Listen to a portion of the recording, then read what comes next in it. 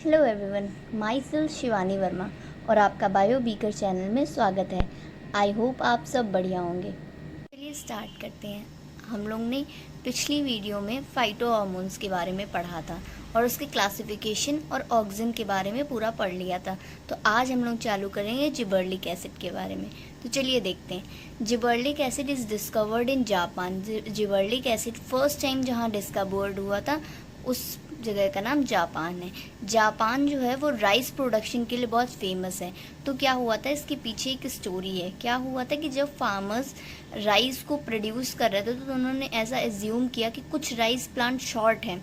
मतलब यूजुअली जो rice plant की लंबाई होती है वो 6 से 7 फीट होती है, बट कुछ राइस प्लांट्स 14 to 15 फीट्स तक भी ग्रो करते हैं। देखिए यहाँ पर लिखा हुआ in Japan they use to grow rice, they saw in average rice grow up to 6 to 7 feet, but they were growing up to 14 to 15 feets. मतलब कि राइस जब वो ग्रो कर रहे हैं तो उन्होंने देखा कि यूजुअली 6 से 7 फीट हाइट होती है राइस प्लांट्स की, बट कुछ राइस प्लांट्स 14 to 15 फीट्स तक भी ग्रो कर रहे हैं।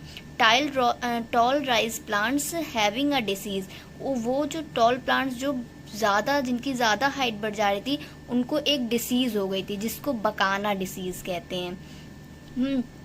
फिर एक साइंटिस्ट आए कुरुसावा। इन्होंने देखा कि ये जितने भी टॉल प्लांट्स हैं फंगल से इन्फेक्ट हो चुके हैं। और उस इन्फेक्शन को इन्होंने जिबर्ला बोला। देखिए the scientist Kurosawa actually saw the extreme tall plants. They were tall because of the fungal infection. वो लंबे हैं क्योंकि उनमें फंगल इन्फेक्शन हो गया of Gibberella. The Gibberella fungus actually producing gibberellic acid. और ये जो जिबर्ला फंगस था ये एक्चुअली में क्या प्रोड्यूस कर रहा था, जिबर्लिक एसिड को प्रोड्यूस कर रहा था, which cause the lengthening of rice plant, जो कि राइस प्लांट को लेंथ प्रोवाइड कर रहा था। Then they isolate these gibberellic acids, तब इन्होंने ये यहाँ से जिबर्लिक एसिड को आइसोलेट किया गया था। ठीक है, अब जिबर्लिक एसिड भी हम लोगों के पास, जब जिबर्लिक एसिड के टाइप्स देखेंगे तो more than 100 type of gibberellic acid हम लोगों ने फाउंड किए। We have more than 100 type of gibberellic acids, but the most intensively used, but सबसे ज़्यादा यूज होने वाला जिबर्लिक एसिड GA3 है। हम पढ़ेंगे जिबर्लिक एसिड के फंक्शंस कि जिबर्लिक एसिड क्या क्या काम करता है। ठीक है, पहले तो इसको एज अ माल्टिंग भी यूज़ करते हैं। माल्टिंग हम लोग कहाँ करते हैं, ब्रूअर इंडस्ट्री में करते हैं। मतलब जहाँ पर बियर वगैरह बनती है उन इंडस्ट्री में हम लोग माल्टिंग प्रोसेस का यूज़ करते हैं। जिबर्लिक एसिड की वजह से माल्टिंग प्रोसेस बहुत जल्दी होती है। ठीक है, second bolting, this is seen in rosette plants. अब देखिए बोल्टिंग क्या होती है, बोल्टिंग जो होती है वो कराई जाती है रोजेट प्लांट्स में। रोजेट प्लांट्स जैसे कैसे, आपका कैबेज हो गया, बीट रूट हो गया। देखिए जब कैबेज होती है, ठीक है, तो कैबेज में क्या होता है, ये देखिए जैसे ये है मेन पार्ट बीच का कैबेज का, और ये जो जैसे पॉइंट पॉइंट रखे हो ये हैं नोड्स जहाँ से लीफ अराइज होती है।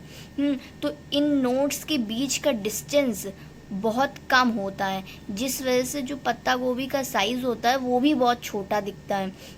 तो हम लोग बोल्टिंग इसलिए कराते हैं ताकि वो पत्ता गोभी बड़ा दिखे। और हम लोग क्या करते हैं, ये जो नोड्स के बीच का डिस्टेंस है इसको इंटरनोडल डिस्टेंस बोलते हैं। हम लोग ये इंटरनोडल डिस्टेंस जिबर्लिक एसिड को देकर, जिबर्लिक एसिड जब कैबेज प्रोडक्शन के टाइम पे उसे इंट्रोड्यूस करते हैं तो ये इंटरनोडल डिस्टेंस बढ़ा देता है, जिसकी वजह से पत्ता गोभी बहुत बड़ा दिखने लगता है और ये कमर्शियली मतलब हमारे लिए जिबर्लिक एसिड यूज़ होने लगता है। देखिए नीचे लिखा हुआ है in cabbage the distance between nodes is very less.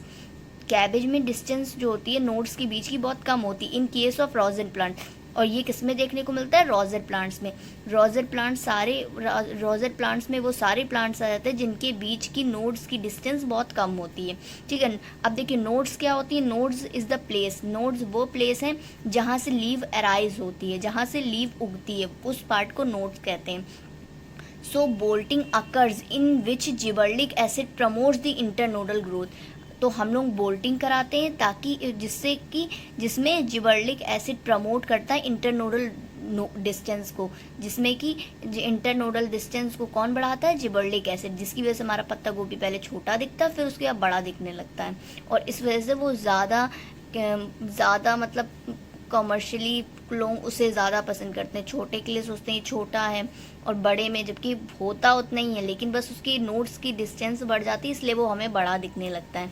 ठीक है, अब देखिए तीसरा लिखा है डिले सेनेसेंस। ये जिबरेलिक एसिड क्या करता है, बुढ़ापे को भी रोकता है, देर में कर देता है। अब जैसे आप इसका एग्जांपल ऐसे ले सकते हैं कि एक फार्मर है, वो 1 वीक में 1 किलो सेब बेचता है। तो और इस बार उसने जब पेड़ में जब सेब आए उसके, तो वो 2 किलो आ गए, बट उससे क्या चाहिए कि वो 1 किलो सेब ही तोड़ना चाहता है। अगर उसने 2 किलो सेब तोड़ लिए तो वो उसके बिकेंगे नहीं, 1 किलो रखे रह जाएंगे। तो वो क्या करेगा, जिबरेलिक एसिड को उनमें इंट्रोड्यूस कर देगा, जिबरेलिक एसिड को, जिससे क्या होगा कि वो 1 किलो सेव है जो अभी ज़रूरत नहीं है, वो धीमे धीमे पकेंगे और 1 हफ्ते बाद तक पक पाएंगे। और फिर जैसे इस हफ्ते वो एक किलो ले लेगा, फिर नेक्स्ट वीक में वो 1 किलो यूज़ कर लेगा। तो इससे क्या होगा कि हम वो जो मतलब एप्पल्स होंगे वो सड़ेंगे नहीं और पेड़ में लगे रहेंगे। चौथा देखिए सीड मैच्योरिटी, ये सीड को मैच्योर करने के लिए भी काम करता है। 5 स्टेम इलोंगेशन, स्टेम को इलोंगेट भी करता है, जो कि मोस्टली किस में देखने को मिलता है, शुगर केन में देखने को मिलता है। साइटोकाइन, ठीक है, अब देखिए cytokinins were autoclaved from hearing fish sperm, मतलब कि जो साइटोकाइनिन है उसको हम लोग ने कहाँ से निकाला था, एक फिश है उसके स्पर्म से निकलता, और उस फिश का नाम हेरिंग नाम है। ठीक है, हेरिंग फिश थी, उसके स्पर्म्स के हेड में एक सॉल्यूशन था, वहाँ से हम लोग ने साइटोकाइनिन प्लांट हार्मोन को निकाला था। ठीक है, देखिए वहाँ फर्स्ट टाइम हम लोग ने पाया था। ठीक है, अब देखिए इसके फंक्शन क्या है, ये बहुत इंपॉर्टेंट है और ये बहुत आता भी है नीट में भी और ऐसे एकेडमिक प्रिपरेशन के में भी, एकेडमिक एग्जाम्स में भी। ठीक है, देखिए the amount of oxygen is equals to cytokine, जब ऑक्सीजन का अमाउंट बराबर हो साइटोकाइनिन से तब सेल डिवीजन होता है। बट अगर ऑक्सीजन का अमाउंट ज़्यादा है साइटोकाइनिन से तो रूट डिफरेंशिएशन जैसा प्रोसेस दिखाई देगा, और जब साइटोकाइनिन का अमाउंट ज़्यादा है ऑक्सीजन से तो शूट डिफरेंशिएशन का प्रोसेस दिखाई देगा। मतलब यहाँ 3 चीज़ें, अगर A is equals to C है मतलब oxygen is equals to cytokinin, तो सेल डिवीजन दिखाई देगी, सेल डिवीजन का प्रोसेस होता हुआ दिखाई देगा। अगर ऑक्सीजन ज़्यादा है साइटोकाइनिन से तो क्या होगा, रूट डिफरेंशिएशन दिखाई देगा। बट अगर साइटोकाइनिन ज़्यादा है ऑक्सीजन से तो शूट डिफरेंशिएशन का प्रोसेस होता हुआ दिखाई देगा। ठीक है, ये 3 फंक्शन है। और देख लीजिए इट ऑल्सो ब्रेक डोमेंसी, ये डोमेंसी को ब्रेक करता है, वही सीड डोमेंसी को। ठीक है, और ये बुढ़ापे को रोकता है, वही delay senescence. It promotes formation and development of adventitious root, ये क्या करता है, फॉर्मेशन और डेवलपमेंट करता है एडवेंटिशियस रूट का भी। ठीक है, तो अब हम लोग ने पढ़ लिया है साइटोकाइनिन और जिबरेलिक एसिड। अब नेक्स्ट वीडियो में हम लोग बचे हुए अपने और भी प्लांट हार्मोन्स को कंप्लीट कर लेंगे। आई होप आपको समझ में आएगा, और अगर आपको कुछ समझ में नहीं आता है तो आप मुझे कमेंट बॉक्स से बता सकते हैं। और अगर आपने पिछली वीडियो नहीं देखी है, ठीक है, जिसमें मैंने ऑक्सीजन वगैरह समझाया था, तो उसे भी आप देख सकते हैं, पूरा प्लांट हार्मोन मैंने समझा दिया है।